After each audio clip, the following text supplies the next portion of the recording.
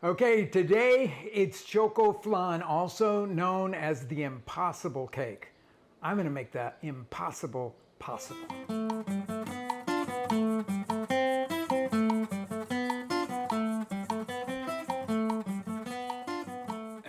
Hello everyone and welcome back to my kitchen. Today we are going to be preparing Chocoflan, also known as pastel imposible or impossible cake. And what's impossible about it? Certainly not the eating, because it's absolute delicious chocolate cake with flan fused on the top of it. What seems impossible about this recipe is that we are going to make a simple chocolate cake recipe, put it into this bunt pan, and then we're going to make a sort of dense flan, dribble it over the top. Yes, honest to goodness, we're going to dribble liquid flan over a chocolate cake batter. We'll put it into the oven. As the cake is cooking, it starts expanding. And as it expands and it has all of these gas bubbles in it, it becomes lighter than the flan, rises up through the flan. Honest to goodness, it will look like coming up in blobs. But then it separates from the heavier flan, which is on the bottom, okay? So now let's get to making this thing so you can see how it comes out, because it is within anyone's reach to do. All you need is a regular size bunt pan. This is one that holds 10 cups. And then I really heavily buttered it all already. I will say that you have to spend time doing that because you want this whole thing to come out. Now it's gonna have this crown of cajeta, goat's milk caramel, on the top. So you might need to go to a grocery store, a Mexican grocery store, to get this one. This one is called Amorcito Corazon. Coronado is another brand. I like the one that says goat's milk caramel because they also make a cow's milk, but the goat's milk is a more traditional flavor. So you buy that. This one says cajeta quemada, which means it's the darker version, not the really light one, which I think works really good with the chocolate cake. I poured out a cup of that, and I'm gonna put it into the microwave for about 20 seconds here. And we're gonna just soften it up. We don't want it to be hot. When it is softened, then I'm gonna dribble it all around to coat this buttered mold that's a bunt pan. Okay, we're going to drizzle this all in here. Most of it will collect at the bottom. Don't worry too much about that. But I do really want to see if I can get some of it coating up the sides a little bit here. Now, we don't want it to be too hot because it will really melt a lot of that butter, and we want the protective quality of the butter there. There's a little bit more of this cajeta left in here because it's pretty thick stuff. You could imagine trying to do this if you didn't soften it just a little bit in the microwave. It would be really hard to work with.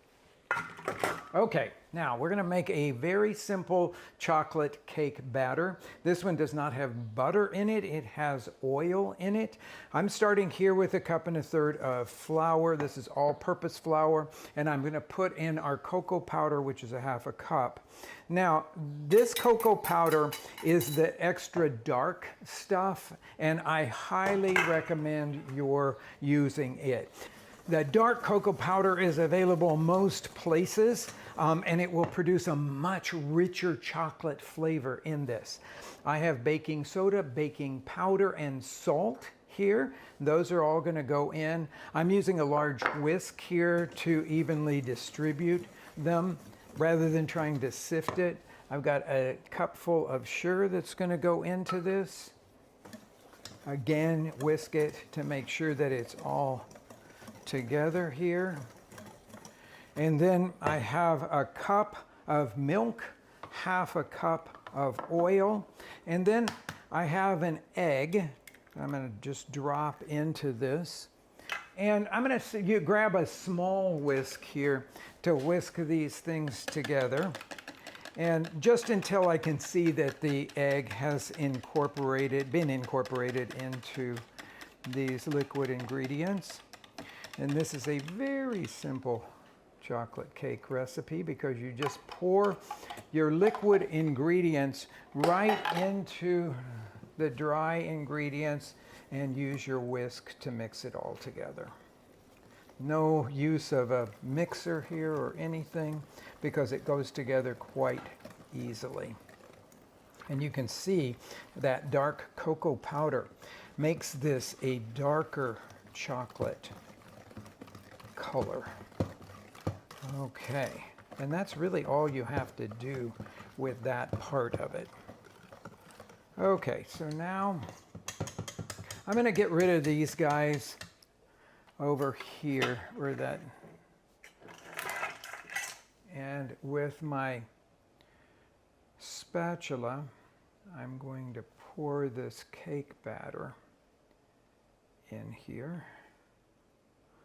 and you'll notice that the cajeta sort of rides up a little bit around it. It will still be on the bottom, but it will also be up around the edges of our cake. Now, at some point, this whole thing does seem very impossible because you're expecting everything to stay separate in this. The cajeta needs to stay separate from the cake mix or the cake batter, and the cake batter has to stay separate from the flan as they sort of switch places and become something different. Okay. Just a couple of drips there of those things. And now we're going to make this very simple flan recipe. So I've got 4 eggs in my blender jar. And I am going to pour in a can of evaporated milk. Now this is a 14-ounce can. That's a standard size can. And now I'm going to put in sweetened condensed milk. So there's no added sugar in this. It's just the sugar that's in the sweetened condensed milk. So this stuff is really, really thick. You will definitely have to have a spatula to get it out, and you want to get all of it out. It's really easy to leave some of it stuck in the can. Okay, I think we're about where we need to be with that. And then I'm going to, I'll put some vanilla in here too. I've already missed that part of it here. But we want to pour about a teaspoon of vanilla into it. And then put the top on this and blend it just until the eggs are incorporated. Now, we don't want to over blend it.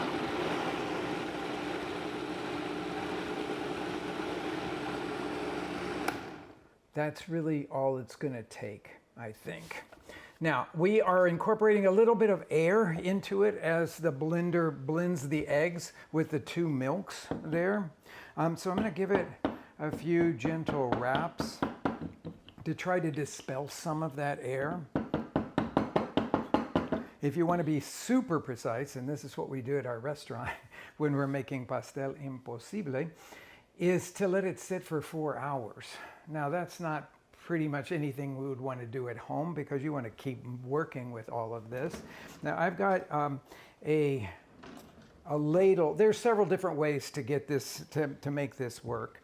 But one of the ways that I like to do it is to just let this sort of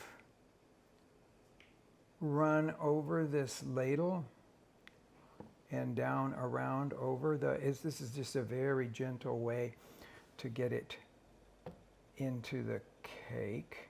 I can hold this down. Some people like to pour it over the back of a spoon. Feel free to do that as well. And when you get all of this on, we're ready to put it into a water bath and bake it.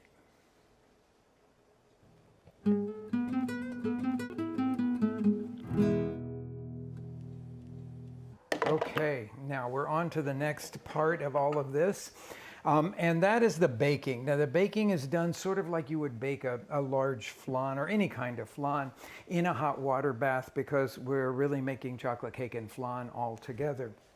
First thing I'm going to do is to secure the top of this with foil, so that we can have this cooking in a kind of closed environment. I know you don't do that with a cake, but you do it with custards like a flan.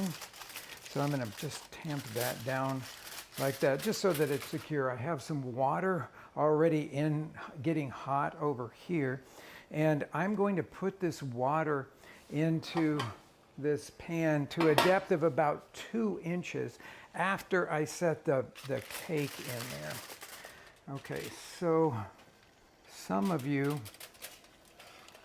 will want to do this pouring of the hot water after you have pulled your oven rack out and set this whole thing in there.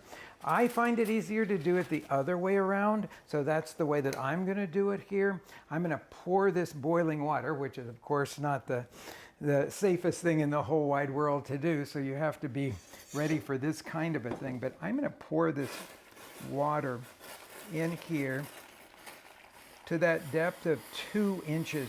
So if you have a 9x13 pan that's deep, that's what you can use for it. If you don't have one, you can do a roasting pan. Think about a turkey roaster. If you have one of those for Thanksgiving dinner, then you can easily do this. I'm going to open the oven, and I'm just going to pick it up and slide it right into the oven. You have to be strong enough to do this and feel comfortable doing this part of it. But I'm just going to pick it up like this and put it in directly into the oven.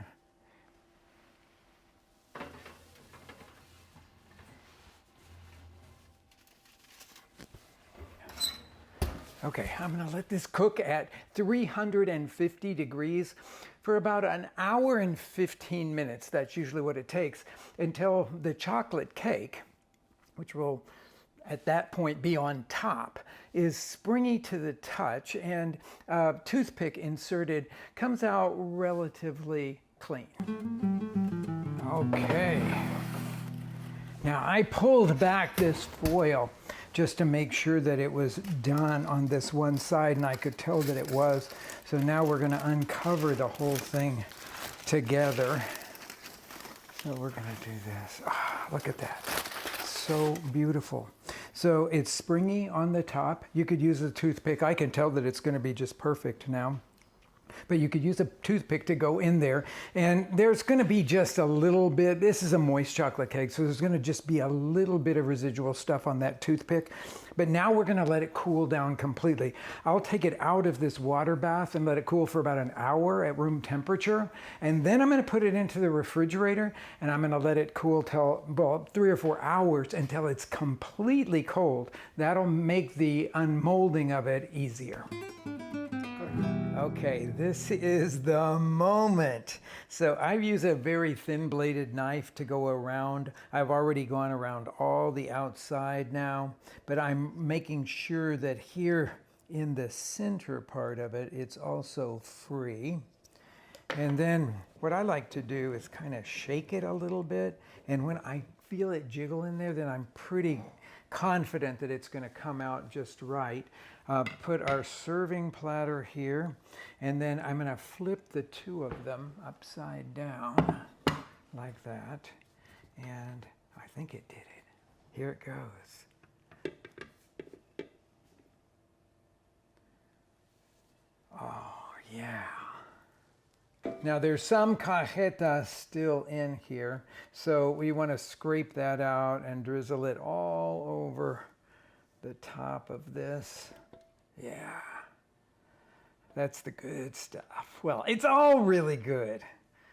Okay, now it's time to show you what it looks like on the inside. So I'm going to cut a small piece of it here because this, it is so sort of impossible seeming, and it's such a magical thing to make.